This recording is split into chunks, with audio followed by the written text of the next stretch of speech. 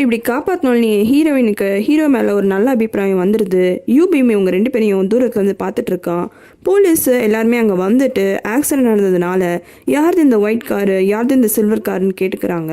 அது 2மே ஹீரோயின் தெரிஞ்சோடனே நீங்கள் 2 பேரும் ஹாஸ்பிட்டல் ஃபஸ்ட்டு போங்க, அதுக்கப்புறமா போலீஸ் ஸ்டேஷன் வந்து என்னாச்சுன்னு எக்ஸ்பிளைன் பண்ணுங்க அப்படின்னு போலீஸும் சொல்லிடுறாங்க. யூபியும் தூரத்துலேருந்து இவங்களையே முறைச்சி பார்த்துட்டு இருக்கான். ஆம்புலன்ஸில் ஹீரோயின் 2 பேருமே ஹாஸ்பிட்டல் போயிட்டு இருக்காங்க. 2 பேருமே நடந்த விஷயத்த தான் மனசில் யோசிச்சு பார்த்துட்டே போகிறாங்க. அப்போ ஹீரோ எப்படி நான் சொன்ன அந்த விஷயத்த நீ நம்பின அப்படின்ட்டு கேட்குறான். அதுக்கு ஹீரோயின் எந்த விஷயம் அப்படின்ட்டு கேட்குறா. அதுக்கு ஹீரோ இந்த மாதிரி யூபி மேலே தான் நீ உங்கள் அம்மா 2 பேருமே இறந்து போயிடுவீங்க நான் சொன்னேன். நாளாக இதை யாருன்னா என்கிட்ட வந்து சொல்லியிருந்தாங்க, நான் கண்டிப்பாக நம்பியிருந்திருக்க மாட்டேன். நீ எப்படி நான் சொன்னதை நம்பினேன்? கோவம் தானே பண்ணும் நீ அப்படின்ட்டு கேட்குறான். கோவம்லாம் இல்லை, எனக்கு உன் மேலே நிறைய நம்பிக்கை இருந்தது, கண்டிப்பாக நீ எங்களை காப்பாற்றுவேன்னு சொல்லிட்டு அப்படின்ட்டு ஹீரோயின் சொல்கிறா. அதுக்கு ஹீரோ எப்படி உனக்கு கோவம் இல்லாமல் போகும், நான் ஒன்றும் போயிடலாம் சொல்லலை, ஆக்சுவலாக எனக்கு வந்து அப்படின்னு சொல்ல வரான். அதுக்கு ஹீரோயின் உனக்கு கனவு தானே வந்துச்சு, அந்த கனவு உண்மையாயிடுமோன்ற பயத்தில் தானே நீ ஓடி வந்து இது எல்லாத்தையுமே பண்ண அப்படின்ட்டு கேட்குறா. அதுக்கு ஹீரோ உனக்கு எப்படி தெரியும் அப்படின்னு கேட்கும் போது தான் ஹீரோயின் எனக்கு இந்த மாதிரிலாம் கனவு வரும், அந்த எல்லா கனவுமே ஒரு நாள் உண்மையாயிடும், உன்ன மாதிரி தான் அப்படின்ட்டு சொல்கிறா. இதை நம்புறதா வேணாமா ஹீரோக்கு வேற கன்ஃபியூஷன் ஆயிடுது. ஹாஸ்பிட்டல் போனதுக்கு அப்புறம் கூட ஹீரோ இதே விஷயத்த திரும்பி கேட்டுட்டே இருக்கான். உனக்கு ஒரு கனவு வந்துச்சுன்னா அது எத்தனை நாளுக்குள்ள நடக்கும்னு கேட்குறான். அதுக்கு ஹீரோயின் அது நாளைக்கே நடக்கலாம், இல்லை நாளான்னைக்கு நடக்கலாம், இல்லை 1 வருஷம் கழிச்சு கூட நடக்கலாம், ஆனால் எப்படினாலுமே அந்த ட்ரீம் கண்டிப்பாக நடந்துடும். இது வரைக்கும் அந்த ட்ரீமை நீ மாத்திருக்கியான்னு அடுத்தது கேட்குறான். அதுக்கு ஹீரோயின் இல்லை, நான் இது வரைக்கும் மாற்றினதே இல்லை, அதனால தான் நீ ரொம்ப ஸ்பெஷல், நீ இந்த ட்ரீமை மாற்றிட்ட. ஹீரோ உடனே அதுக்கு சரி நான் நீ சொல்கிற எல்லாத்தையுமே நான் நம்புறேன்னு நினச்சிக்காத, இப்போ நான் ஃப்யூச்சரே மாற்றிட்டேன்னு வச்சுக்கோ, இப்போ என்ன நடக்கும், நான் தான் மாற்றிட்டேனே அப்படின்ட்டு கேட்குறான். அதுக்கு ஹீரோயின் தண்ணி ஒரு டைரக்ஷன் வழியாக தான் போக வேண்டியதாக இருக்கும், ஒருவேளை நம்ம டைரக்ஷனை மாற்றினோன்னா அது வேறு பக்கம் தானே போயாகணும் அப்படின்னு சொல்கிறா. இவங்க இங்கே பேசிகிட்டு இருக்கும் போது இன்னொன்று இடத்துல ஒரு பொண்ணு பியானோ வாசிக்கிறத காமிக்கிறாங்க.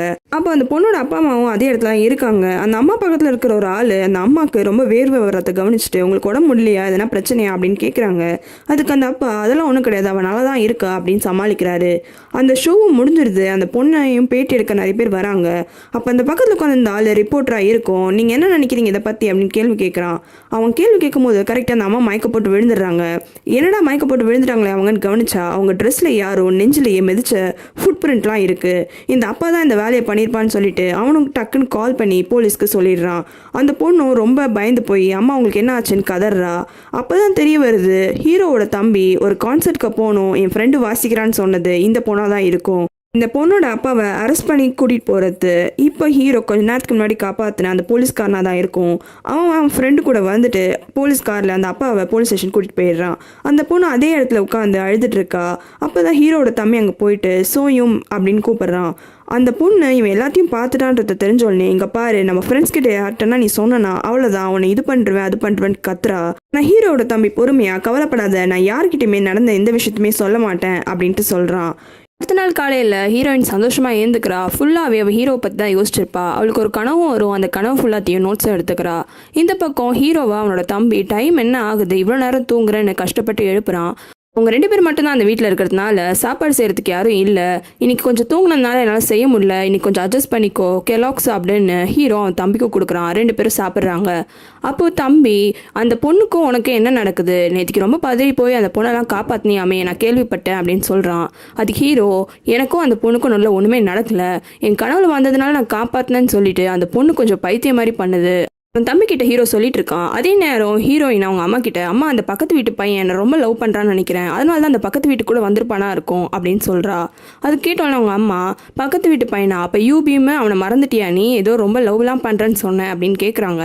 அம்மா அவனை பற்றி பேசாதீங்க, அவன் என்ன வேலை பார்க்க ட்ரை பண்ணியிருக்கான் பாருங்க, அவன் நிம்மதியாக இருக்கணும்னு என்ன அந்த கேஸில் மாட்டி விட்டு உங்களையும் கொலை பண்ண ட்ரை பண்ணியிருக்கான், நம்ம 2 பேரோட உயிரையும் காப்பாற்றினது ஜெயிச்சான் தான், அப்போ நான் லைஃப் லாங் அவனுக்கு நன்றி கடன் பண்ணணும்ல, அதான் நானே அவனை லவ் பண்ணலான்னு ஆரம்பிச்சிட்டேன் இன்னிலேருந்து அப்படின்னு சொல்கிறா. இப்படி சொல்லிக்கிட்டே அவளும் அவனுக்காக சாப்பாடு ரெடி பண்ணுறா. அந்த சாப்பாடையும் எடுத்துக்கிட்டு பக்கத்து வீட்டுக்கு போய் காலிங் பெல் அடித்து கூப்பிட்றா. ஆனால் ஹீரோ இங்கே பாரு என் கனவுல வந்ததுனால தான் நான் அவனை காப்பாற்றினதுலாம் நான் நம்ப மாட்டேன், நான் தான் அவனை காப்பாற்றவே இல்லைன்னு சொல்கிறேனே, அப்புறம் ஏது நன்றி கடன், அதெல்லாம் ஒன்றும் தேவையில்லை, நீ கிளம்பலாம் அப்படின்னு அமுச்சு விட்டுறான். ஹீரோயின் உடனே எனக்கு தெரியும் நீ இப்படி தான் பண்ணுவேன்ட்டுன்னு பாக்கெட்டில் இருந்து ஒரு சின்ன பேப்பர் எடுக்கிறா. எடுத்துட்டு அவளும் நடக்க ஆரம்பிக்கிறா. அடுத்து ஹீரோவும் ஆஃபீஸ்க்கு கிளம்புறான். ஹீரோயினுக்கு அன்றைக்கி காலையில் வந்த கனவு ஹீரோ ஆஃபீஸ்க்கு போகும்போது என்னெல்லாம் பண்ணுவான்றது தான்.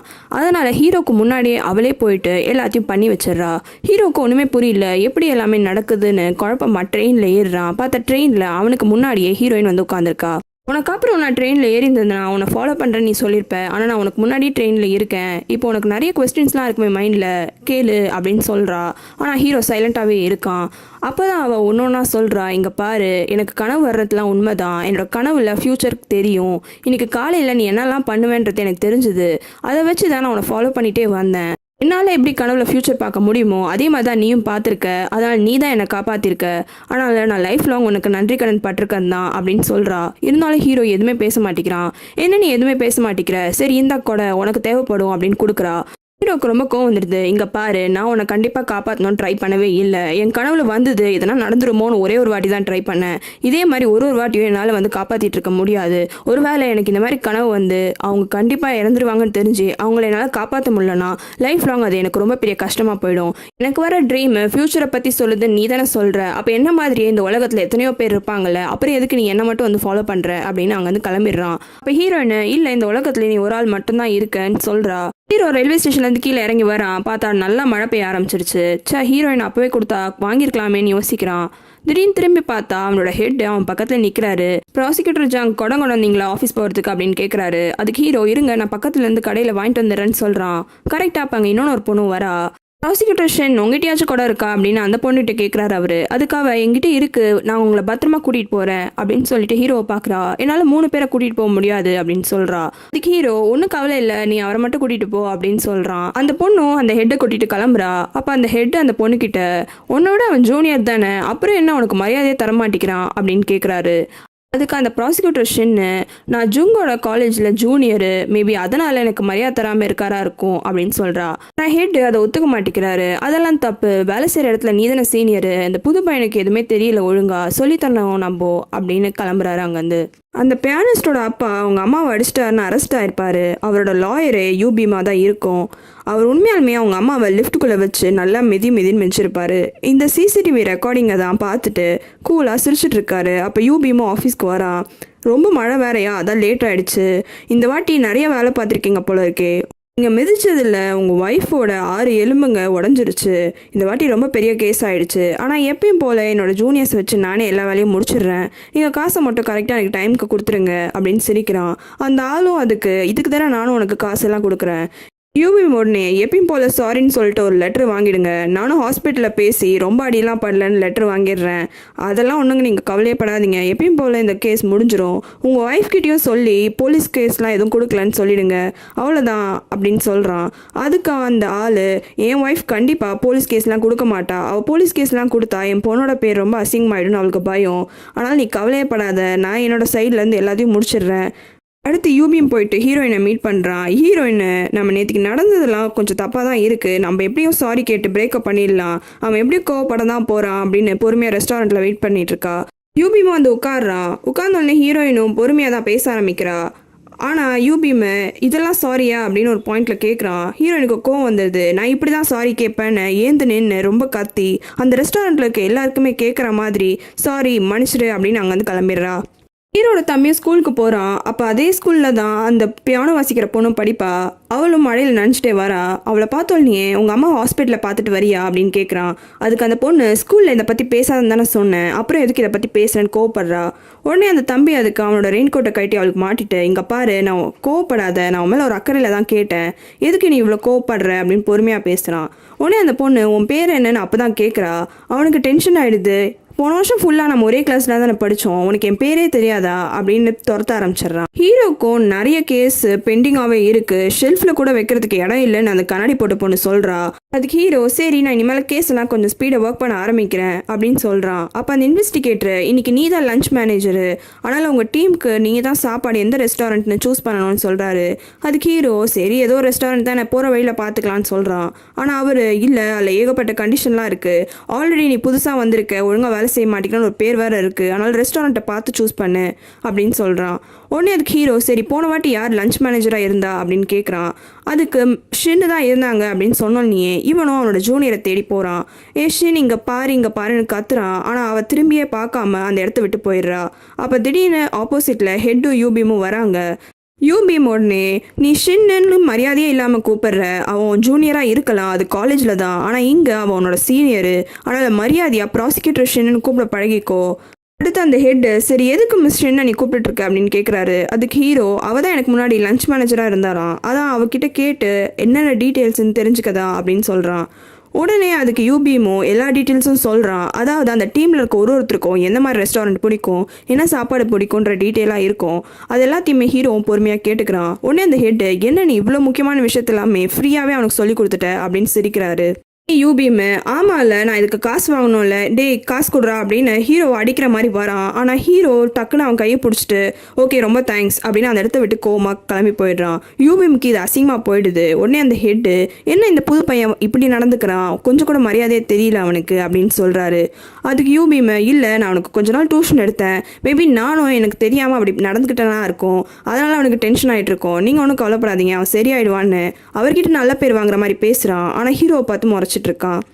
ஹீரோயின் அடுத்த நாள் ஏந்துக்கிறா, அழுதுகிட்டே ஏந்துக்கிறா. சியோங்கின் அப்படின்ற ஒரு பையன் ஏதோ கொலை பண்ணியிருக்கான், யார் அவன் தெரியலையே அப்படின்னு எழுதி அதை ஒட்டுறா. எப்பயும் போல தான் அவள் பண்ணுறான் இந்த வேலையை. ஆனால் டக்குன்னு ஹீரோ சொன்னது ஞாபகத்துக்கு வருது. இது ஒரு கெட்ட கனவாக நினச்சி தான் விட ஏன் தேவையில்லாமல் அதுக்கு இம்பார்ட்டன்ஸ் தரேன்னு சொல்லியிருப்பான். உடனே அந்த பேப்பரையும் கசக்கி குப்பத்தட்டில் போட்டுடுறா. ஹீரோட தம்பி கரெக்டாக அந்த பொண்ணுக்கிட்ட போய் பேச போகிறான். உடனே அந்த பொண்ணு சுற்றி இருக்கவங்க எல்லாருமே கிண்டல் பண்ண ஆரம்பிச்சிடுறாங்க. தனியாக பேஸ்கெட் பால் கோர்ட்டுக்கு வந்துடுறாங்க. அந்த பொண்ணு நான் உங்ககிட்ட சொன்னல வாயை திறந்து பேசாதன்ட்டு, எதுக்கு எல்லாரும் முன்னாடி இப்படி பண்ணி என்னை அசிங்கப்படுத்துறேன்னு அடிக்க ஆரம்பிச்சிடுறா. அதுக்கு ஹீரோட தம்பி நீ என்ன நெட்டில் சர்ச் பண்ணன்னு நானும் பார்த்துட்டேன், உங்கள் அப்பாவை கொலை பண்ணுறதுக்கு நீ ட்ரை பண்ணுறியா, எதுக்கு இந்த மாதிரி தேவையில்லாமல் பண்ணுற, உங்கள் அப்பாவை கொலை பண்ணி நீ என்னக்கு உனக்கு கிடைக்க போகுது அப்படின்னு கோவமாக கத்துறான். அதுக்கு அந்த பொண்ணு எங்கள் அப்பா செத்தாதான் எங்கள் அம்மாவை என்னால் காப்பாற்ற முடியும், எங்கள் அம்மாவோட நிம்மதிக்கு எங்கள் அப்பா கண்டிப்பாக சாகணும், உங்கள் அம்மா நிம்மதியாக இருக்கணும்னா அதுக்கே உங்கள் அப்பா சாகணும், அதான் உங்கள் அப்பாவை ஆல்ரெடி போலீஸ் கிட்ட மாட்டி விட்டாச்சுல, நீ ஏன் கவலைப்படுற, கண்டிப்பாக அவரை ஜெயிலில் போட்டுருவாங்கன்னு அந்த தம்பி பேசுகிறான். ஆனால் அந்த பொண்ணு இன்னும் ரொம்ப கோவமா கண்டிப்பாக எங்கள் அப்பாவை ஜெயில் பக்கம் கூட அனுப்ப முடியாது, ஏன்னா எங்கள் பக்கம் இருக்கிற லாயரு ஒரு முட்டாள், எங்கள் அப்பா பக்கம் இருக்கிற லாயரு ஒரு கன்னிங்கான பர்சனு, அதனால் கண்டிப்பாக அவன் எங்கள் அம்மா கிட்ட சொல்லி எங்கள் அம்மாவும் எனக்காக எந்த போலீஸ் கம்ப்ளைண்ட்டும் வேணான்னு சொல்லிடுவாங்க, எதனா ஒன்று பண்ணி கண்டிப்பாக இந்த கேஸை விட்டு அவர் வெளியில் வந்துடுவார், அதனால் எங்கள் அம்மா நிம்மதியாகவே இருக்க முடியாது, அதனால் கண்டிப்பாக அவன் செத்து தான் ஆகணும் அப்படின்னு கோமா கத்துறா. இவ்வளோ நேரம் இவ பேசிகிட்டு இருந்தது ஃபுல்லாகவே ஹீரோவை பற்றியும் யூபிஎம்மை பற்றியாக தான் இருக்கும். இந்த கேஸில் ஹீரோ தான் அந்த பொண்ணோட அம்மா சைடு வக்கீலாக இருக்கும், யூபிஎம் அந்த அப்பா சைடு வக்கீலாக இருக்கும். அந்த பொண்ணு சொன்ன மாதிரியே யூபிஎம்மும் வந்துட்டு இங்கே பாரு இந்த கேஸை நான் பார்த்துட்டேன், அந்த அம்மாவுக்கு அவ்வளோ ஒன்றும் அடிலாம் படலை, இங்கே பாரு 10 நாளைக்கு முன்னாடியே அவங்களுக்கு அடிபட்டுருக்கு, அதனால் அந்த ஆள் அடித்து தான் அந்த அம்மாவுக்கு அடிலாம் ஒன்றும் படலை, அதனால் இந்த கேஸில் ஒன்றுமே இல்லைன்னு சொல்லிட்டு எழுதி சைன் போட்டு கொடு அப்படின்னு கேட்குறான். மறக்காம ரெட் லோட்டஸ் தமிழ் சேனலுக்கு சப்ஸ்கிரைப் பண்ணுறங்க. உங்களுக்கு வேறு சீரீஸ் பார்க்கணுன்னா கமெண்ட்டில் சொல்லுங்கள்.